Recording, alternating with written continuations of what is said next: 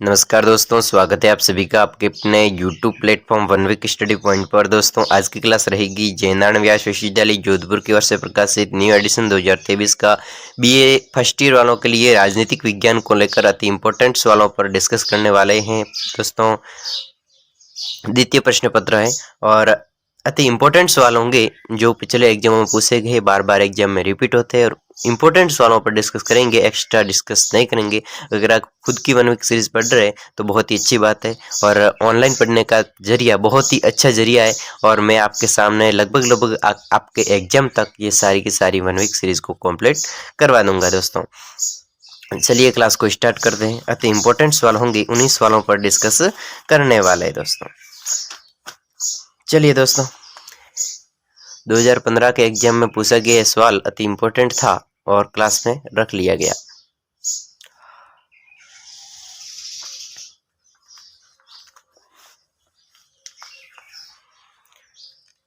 दोस्तों अगर आप चैनल पर पहली बार है और वीडियो को वॉच कर रहे हैं तो चैनल को सब्सक्राइब जरूर कर लीजिएगा और अपने दोस्तों के साथ में शेयर करना मत भूलिए। दोस्तों चलिए पहला सवाल है 46वां है, 2015 के एग्जाम में पूछा गया है कि भारत के उपराष्ट्रपति का चुनाव कैसे होता है। भारत का उपराष्ट्रपति है, उसका चुनाव किस प्रकार होता है, उसकी विधि है, उसका चुनाव कैसे होता है वो लिखना है। ठीक है, भारत के उपराष्ट्रपति का चुनाव, राष्ट्रपति नहीं, उपराष्ट्रपति। भारत के उपराष्ट्रपति का चुनाव संसद के दोनों सदनों के सदस्यों से मिलकर बनने वाले निर्वाचन मंडल के सदस्यों द्वारा किया जाता है। दोस्तों यहाँ पर उपराष्ट्रपति, भारत का उपराष्ट्रपति होता है, वहां पर एक इसका निर्वाचन, उपराष्ट्रपति का जब निर्वाचन होता है तब संसद के दोनों सदन होते हैं, संसद के दोनों सदन के सदस्यों से मिलकर बनने वाले निर्वाचन मंडल, अब संसद के दोनों सदन होते हैं और उन दोनों सदनों से मिलकर जो एक निर्वाचन मंडल बनता है उनके सदस्यों के द्वारा, निर्वाचन मंडल के सदस्यों के द्वारा किया जाता है। निर्वाचन के लिए अनुपातिक प्रतिनिधि पद्धति के अनुसार एकल संक्रमणीय मत प्रणाली तथा गुप्त मतदान प्रणाली होती है। दोस्तों यहाँ पर हमने पढ़ लिया कि भारत के उपराष्ट्रपति का चुनाव संसद के दोनों सदन मिलकर एक निर्वाचन मंडल का गठन करते हैं और निर्वाचन मंडल के सदस्य होते हैं वही उपराष्ट्रपति का चुनाव करते हैं। संसद के दोनों सदन मिलकर एक निर्वाचन मंडल का निर्माण करते हैं और निर्वाचन मंडल के सदस्य है वही इस उपराष्ट्रपति का चुनाव करते हैं। किस विधि के द्वारा करते हैं? ये अनुपातिक प्रतिनिधि पद्धति के अनुसार एकल संक्रमणीय मत प्रणाली या फिर गुप्त मतदान प्रणाली के द्वारा करते उपराष्ट्रपति का चुनाव। दोस्तों 2015 में पूछा गया था, इंपॉर्टेंट सवाल है कि निर्वाचन के बारे में पूछा जा सकता है। राज्यसभा के सभापति के रूप में उपराष्ट्रपति के कोई दो कार्य अब राज्यसभा है, राज्यसभा के सभापति, राज्यसभा का सभापति के रूप में, राज्यसभा के सभापति के रूप में उपराष्ट्रपति की दो, अब राज्यसभा है, उस राज्यसभा के सभापति के रूप में, राज्यसभा का सभापति होता है कौन? उपराष्ट्रपति। और उस उपराष्ट्रपति के जब वो सभापति के रूप में कार्य करता है तब उसके क्या कार्य होते हैं वो लिखना है। वह राज्यसभा के सभापति के रूप में राज्यसभा की कार्यवाही का संचालन करता है। वह राज्यसभा के रूप में सभापति के राज्य के रूप में राज्यसभा का कार्यवाही संचालन करता है। उपराष्ट्रपति राज्यसभा द्वारा पारित सभी विधेयकों पर हस्ताक्षर करता है। अब उपराष्ट्रपति राज्य द्वारा जो भी विधेयक पारित होते हैं उस पर हस्ताक्षर करने का कार्य करते हैं। जो भी राज्य के द्वारा विधेयक, जो निर्णय पारित होते हैं उस पर हस्ताक्षर करता है। और क्या करता है उपराष्ट्रपति? राज्यसभा के सभापति के रूप में राज्यसभा के कार्यवाही का संचालन करता है। राज्यसभा की जो कार्रवाई होती है उसका भी संचालन करता है और राज्यसभा द्वारा विधेयक निकाले जाते हैं उस पर हस्ताक्षर करता है कौन? एक सभापति के रूप में जब राज्यपाल राज्यसभा का सभापति होता है उपराष्ट्रपति तब ये कार्य करता है। ओके, 48वां सवाल है, उपराष्ट्रपति की शक्तियां बताइए। उपराष्ट्रपति की शक्तियां किस प्रकार की शक्तियां वो लिखना है। उपराष्ट्रपति की शक्तियां राज्यसभा के सभापति के रूप में, राज्यसभा के सभापति के रूप में उपराष्ट्रपति, हमने अभी पढ़ा कि राज्यसभा के सभापति के रूप में जब उपराष्ट्रपति नियुक्त होता है तब उसकी शक्तियां कौन कौन सी होती है और वो क्या क्या कार्य करता है वो पढ़ेंगे अब। कि उपराष्ट्रपति राज्यसभा का सभापति, उपराष्ट्रपति होता है वो राज्यसभा का सभापतित्व करते करते हैं, क्या करते हैं, सभापतित्व करते हैं। अब राज्यसभा का सभापति होता है, तब उपराष्ट्रपति राज्यसभा का सभापति करते हैं, सभापतित्व करते हैं।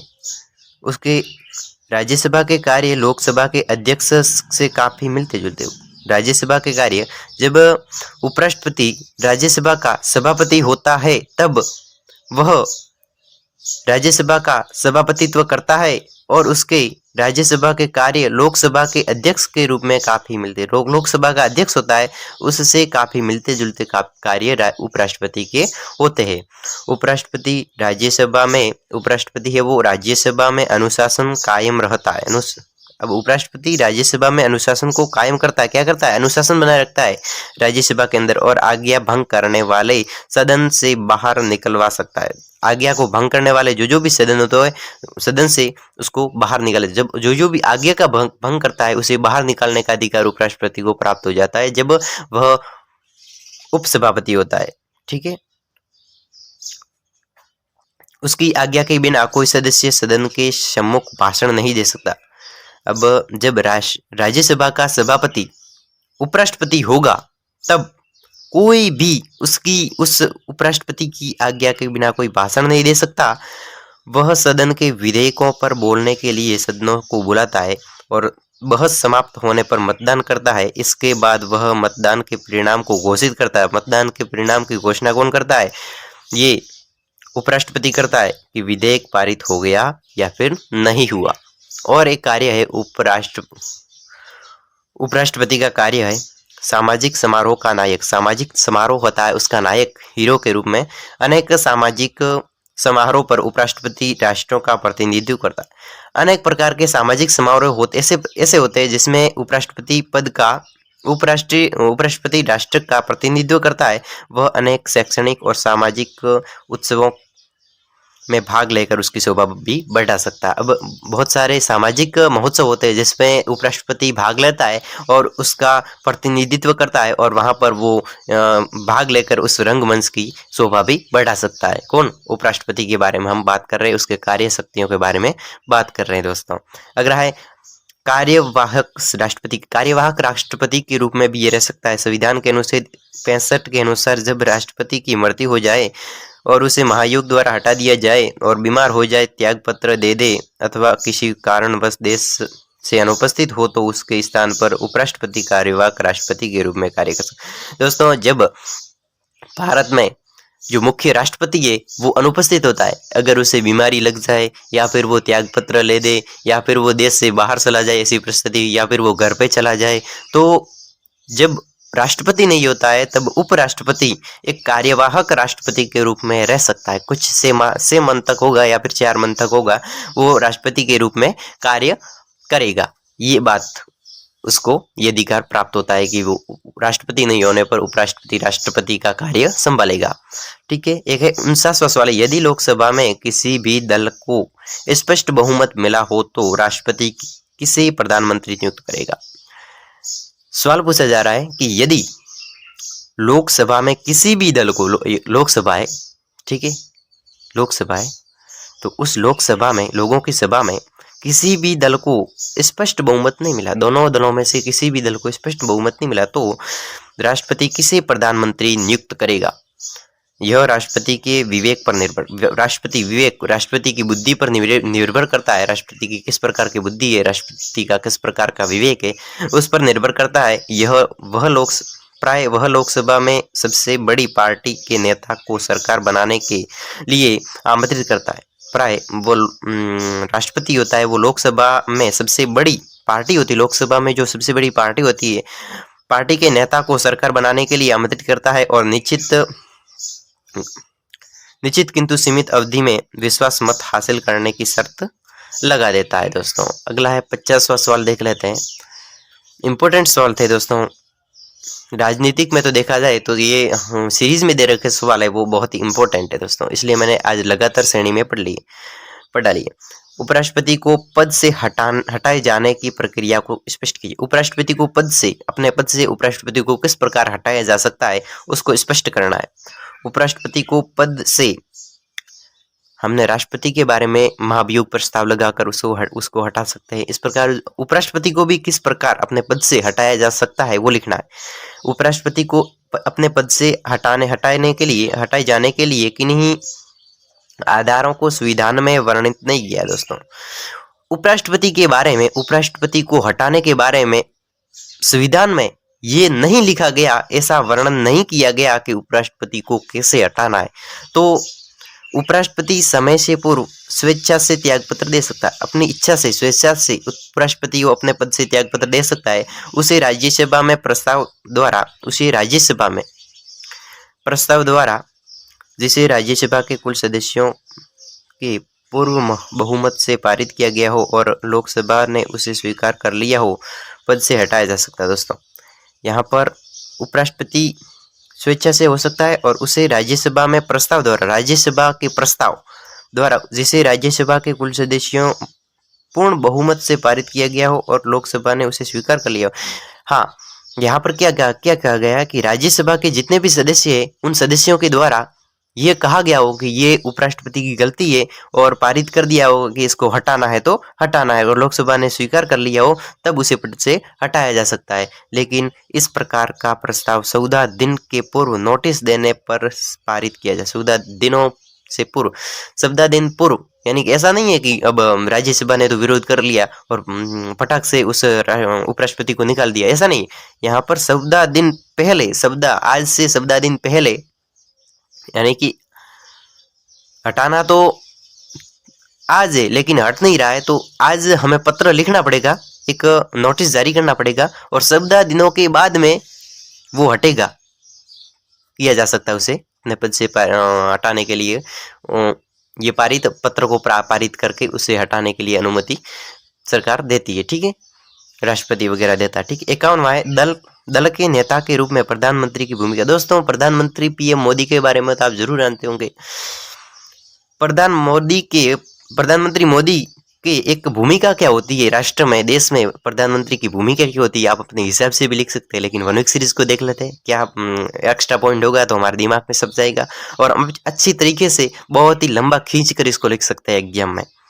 अधिकांशतः जो व्यक्ति प्रधानमंत्री होता है वो लोकसभा में बहुमत प्राप्त का नेता होता है। बहुमत लोकसभा के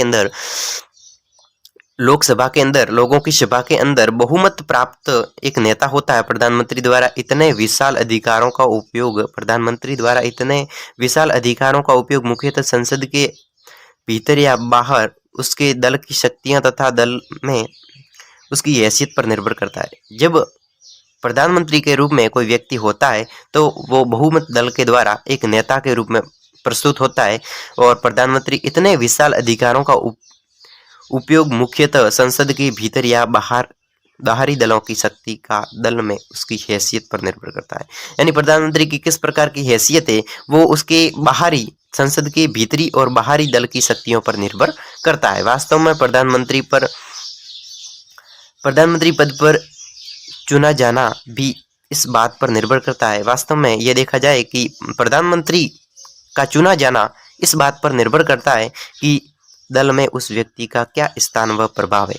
जब एक दल में, एक समूह में किसी व्यक्ति का किस प्रकार का स्थान और प्रभाव है, किस प्रकार का स्थान है और किस प्रकार का प्रभाव है, तब जाके वो प्रधानमंत्री के रूप में जा सकता है, नहीं तो नहीं जा सकता। ये बात हो रही है, ठीक है दोस्तों। अगला सवाल है, ये 52वां सवाल है, 2017 के एग्जाम में पूछा गया, देख लो दोस्तों। भारत के प्रधानमंत्री की नियुक्ति किसके द्वारा, भारत के प्रधानमंत्री की नियुक्ति के बारे में पूछ रहा है और 2017 के एग्जाम में पूछा गया दोस्तों। प्रधानमंत्री के बारे में पूछा जा सकता है। भारत के प्रधानमंत्री का चयन उस दल द्वारा किया जाता है जिसे लोकसभा में बहुमत प्राप्त हो। उस दल के द्वारा, उस सभा के द्वारा, उस दल के द्वारा प्रधानमंत्री का चयन किया जाता है जो बहुमत प्राप्त होता है, जिसको बहुमत मिले हो और भारी मतों से विजय हुआ हो, उसे ही बहुमत वाला ही दल, लोकसभा का दल उसे नियुक्ति दे सकता है। फिर उसकी नियुक्ति राष्ट्रपति द्वारा की जाती है। अब पहली तो बात आती है लोकसभा में बहुमत प्राप्त होना चाहिए और दूसरी बात आती है राष्ट्रपति का कहना होगा, राष्ट्रपति उसे नियुक्त करेगा कि तुझे इस सभा के द्वारा, इस लोकसभा के द्वारा बहुमत प्राप्त हुआ है और तू और आप राष्ट्रपति के लिए प्रधानमंत्री के लिए नियुक्ति योग्य पात्र हो, ये राष्ट्रपति बात बताता है। तो प्रधानमंत्री की नियुक्ति राष्ट्रपति करता है, किस आधार पर करता है कि उसे लोकसभा में बहुमत प्राप्त है या फिर नहीं है, ठीक है, इस प्रकार करता है। दोस्तों अगला सवाल है, ये 57वां सवाल जो 2013 के एग्जाम में पूछा गया था, इंपॉर्टेंट सवाल है कि मंत्रिमंडल और मंत्री परिषद में अंतर, मंत्रिमंडल क्या होता है और मंत्री परिषद क्या होता है, इन दोनों के मध्य अंतर बताना है। यही सवाल है जो पूछा गया था, एक भाषा से कि मंत्रिमंडल एवं मंत्री परिषद में अंतर बताना है, ये अंतर स्पष्ट करना है और ये अंतर बताना है, सेम सवाल है।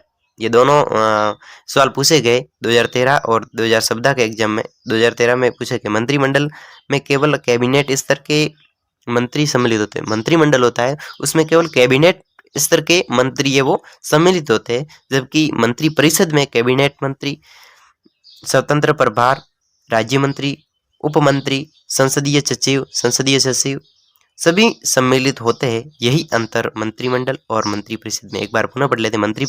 मंत्रिमंडल में क्या होता है, केवल कैबिनेट स्तर के मंत्री सम्मिलित होते हैं। मंत्रिमंडल में केवल कैबिनेट स्तर के होते हैं, कौन, मंत्री, कैबिनेट स्तर के मंत्री होते हैं। लेकिन मंत्री परिषद में कैबिनेट मंत्री, स्वतंत्र प्रभार राज्य मंत्री, उप मंत्री, संसदीय सचिव सम्मिलित होते हैं। यही अंतर है मंत्रिमंडल और मंत्री परिषद में, ठीक है।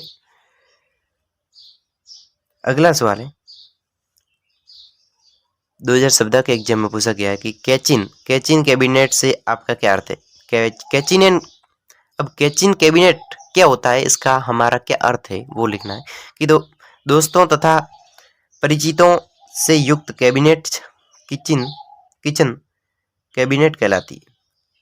दोस्तों तथा परिचितों से, अब दोस्त और परिचित इनसे युक्त कैबिनेट किचन कैबिनेट कहलाती। कैबिनेट क्या कहलाती कि दोस्तों और अपने जो परिजन होते हैं, जो जिसको हम पहचानते हैं, उसका जो युक्त कैबिनेट होता है, कैबिनेट किचन होता है, उसे कैबिनेट के नाम से जाना जाता है। और जो सरकार के नीतिगत निर्णयों में अपनी विशिष्ट भूमिका, सरकार के जो नीतिगत निर्णय होते हैं उसमें निर्णयों में अपनी विशिष्ट भूमिका निभाते हैं। और कौन होते हैं, दोस्त और परिजनों का एक साथ सम्मिलित रूप होता है, जिसे कैबिनेट के नाम से जानते हैं। दोस्तों अगला सवाल है,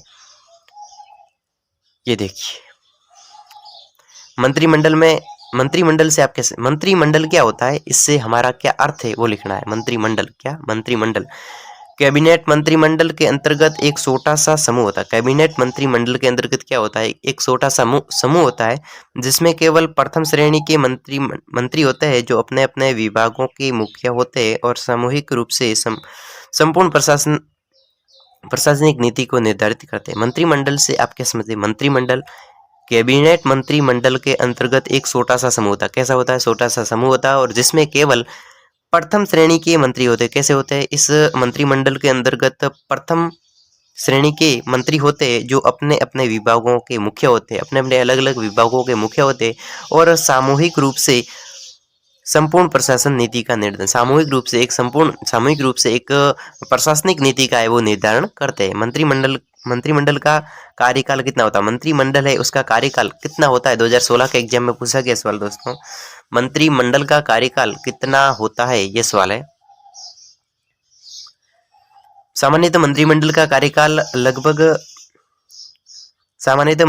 कार्यकाल लोकसभा की तरह 5 वर्ष का होता है। कितना होता है मंत्रिमंडल का कार्यकाल, ये लोकसभा की तरह 5 वर्ष का होता है। लेकिन 5 वर्ष से पूर्व जब भी मंत्रिमंडल के विरुद्ध लोकसभा में अविश्वास, जब भी 5 वर्ष के अंदर, 5 वर्ष का तो मंत्रिमंडल का कार्यकाल कितना, 5 वर्ष, तो 5 वर्ष के अंदर अगर मंत्रिमंडल के द्वारा या फिर कोई गलत कार्य हो जाए और विरुद्ध लोकसभा के अविश्वास हो जाता है, लोगों का अविश्वास हो जाए अथवा मंत्री परिषद लोकसभा में अपने बहुमत खो दे, मंत्री परिषद है वो अपने सभा के अंदर बहुमत है, लोगों के जो साथ है वो खो दे, तो उसे त्यागपत्र देना पड़ सकता है, तो उसे त्यागपत्र देना पड़ेगा। ऐसी स्थिति में मंत्री परिषद का कार्यकाल निश्चित नहीं है। ऐसी अगर गलत परिस्थिति बन जाती है कि मंत्रिमंडल ने कोई कार्य गलत कर दिया, लोगों का अविश्वास हो गया और लोगों ने विरोध कर लिया, तो उसे त्यागपत्र देना पड़ता है और ऐसी स्थिति में उसका कार्यकाल निश्चित नहीं है। लेकिन अगर वो गलत कार्य नहीं होता है, सही से एकदम कार्य होता है, जनता के हित में होता है,